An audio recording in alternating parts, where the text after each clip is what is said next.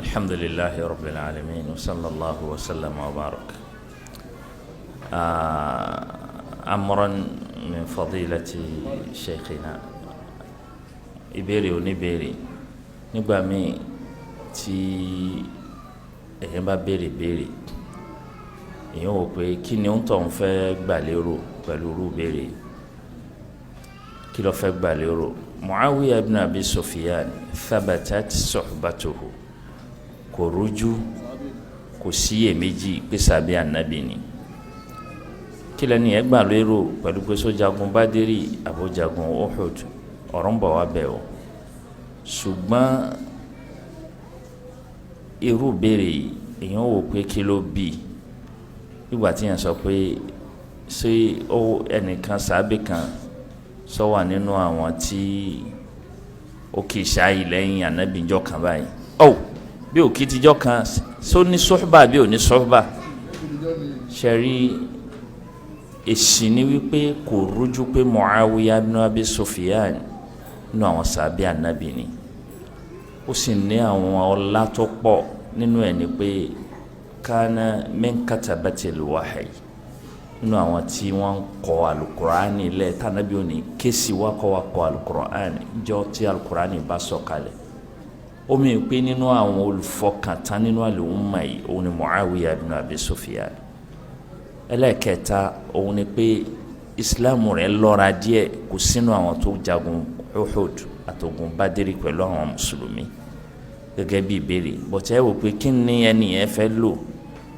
àyà Ọlọ́run bá ní la yastawi minkum man anfaqa min qabli al-fathi wa qatal ulaika a'zamu darajatan min alladhina anfaqu min ba'du wa qatalu. kí ló wá wí wa kullan, ẹ má dara yín láàmú, wa'ada Allahu al-husna. Ọlọ́run bá ní àtàwọn tán ṣègbìyànjú tán náwó tán nára kó tó di pógun fatihu ṣẹlẹ̀, òun náà ni fatihu Hudaybiya, gazwatu Hudaybiya. àtàwọn tí wọ́n táwọn jẹ́ pé lẹ́yìn ni Ọlọ́run ní ẹ má fi wọn wéra wọn o, ìyẹn ni pé àwọn sàábé jura wọn lọ ní level. àmọ́ gbogbo wọn Ọlọ́run ní wa kullan, àti kíní kejì wọn, àwọn tó kọ́ gba ìsìláàmù ní àbáwọn tó gbà lẹ́yìn, wa'ada Allahu al-husna, àdéhùn Ọlọ́run ọba ni pé dáadáa ń bẹ lọ́dọ̀ wọn níwájú Ọlọ́run, òun náà l'àlìjánná. nínú àwọn àyà tó wá generally tó sọ àdéhùn tí ń bẹ fáwọn sàábé, òun náà la àyà yìí.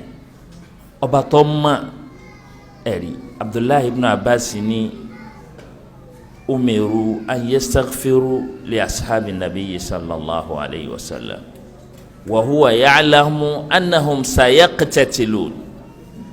ọba tó mọ̀ wípé wọ́n padà ní èdè àìyedè láàrin wọn, ọba yẹn ló ti sàsọ́lẹ̀ wípé ẹ má dara yín láàmú, gbogbo ẹ̀yin tẹ́ ń bọ̀ lẹ́yìn, wa kullan wa'ada Allahu al-husna, òun ti sàdéhùn pé ẹni rẹ̀ ni wọ́n, aljanna Ọlọ́run ọba ń bẹ fún wọn. laqad taba Allahu ala an-nabiyyi wal muhajirina wal ansar. Ọlọ́run ni àti gba tútúbà wọn, àti gbà wọ́n lẹ́rú. kí lèyàn fẹ́ máa dara ẹ̀ láàmú sí? tó o bá ti gbọ́ pé wọ́n léyàn di sàábé báyìí, ó ti di kíni o, ó ti tóbi lójú wa nìyẹn. àwọn onímọ̀ dákẹ́ lórí abala yìí, wọ́n tún wájú yé wa pé àwọn kan tún bẹ sigaru ni wọ́n, sigaru as-sahaba. wọ́n tún wá ní mọ́jọ tán síbẹ̀ o, àwọn kan tún bẹ atfalu as-sahaba, àwọn ọmọ pínísìn sàábé, torí pé anabi gan ni wọn. kọ́dà wọn làwọn ọmọ tí ò ní làákàyè tí wọ́n yé gbọ́n, wọ́n yé di sínú tẹ̀m, wọ́n yé dá nǹkan mọ̀ pé bá a sáwọ́ tọ́ílẹ̀tì bá a ṣe ta bá ní. ṣùgbọ́n wọ́n jèrè wípé ojú ànábì gan ni wọ́n báyìí, wọ́n jọ gbogbo àwọn àmì tí wọ́n mọ̀ wá lẹ́yìn. kò sírú wòlíì ọ̀hún kéèyàn tó mọ̀ wá sọ̀rọ̀ bàbá ẹ̀ tá bàbá ẹ̀ tá ni ìyá ẹ̀ tá ni yálà ìyá ẹ̀ tá ni bàbá la bàbá ẹ̀ lẹ́gbẹ̀ẹ́ àwọn sàbí ànábì walau kanu atfalan mina sahaba, kọ́dà kan já wọn ọmọ pín ní sín. ọlọ́mọdé àṣìṣe o náà.